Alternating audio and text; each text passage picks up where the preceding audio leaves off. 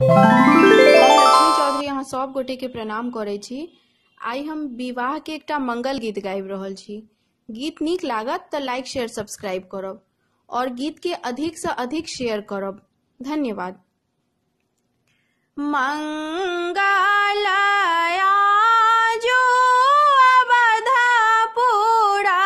मंगल जनकपुरा हे आहे मंगल आजो अवधपुरा मंगल जनकपुरा हे आहे मंगल 14 भुवन भेला मंगल पितर लोक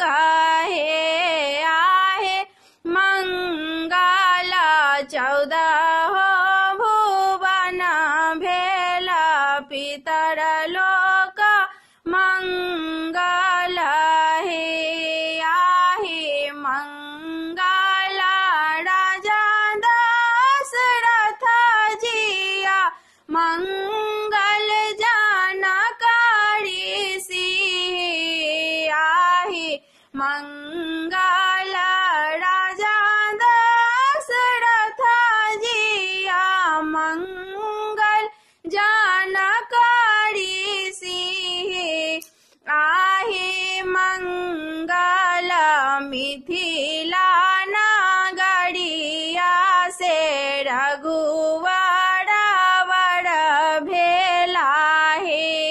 आहे मंगल मिथिला नगरिया से रघुवर वर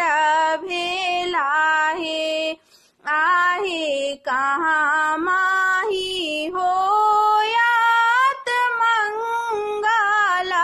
कताये शुभ बाजन हे आहे कता माही होयात मंगल कताये शुभ बाजन हे आहे कहाँ माँ के वरवरिया तकी किनका बियाह बहे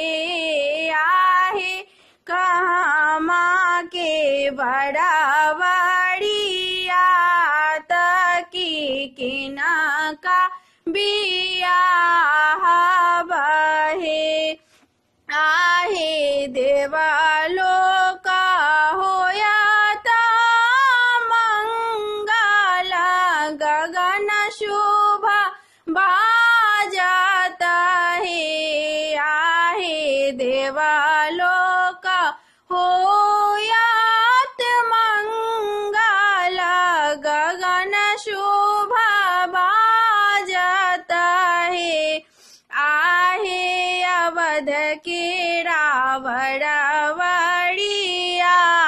तकी सियाजी बियाह बहे आहे अवध के रावरवरिया तकी सियाजी बियाह बहे आहे मंगल आजो अवधपुरा मंगल जनकपुरा हे आहे मंगल आजो अवधपुरा मंगल जनकपुरा हे आहे मंगल 14 भुवन भेला पितर लोक मंगल हे आहे मंगल 14 भुवन भेला पितर लोक मंगल हे। धन्यवाद।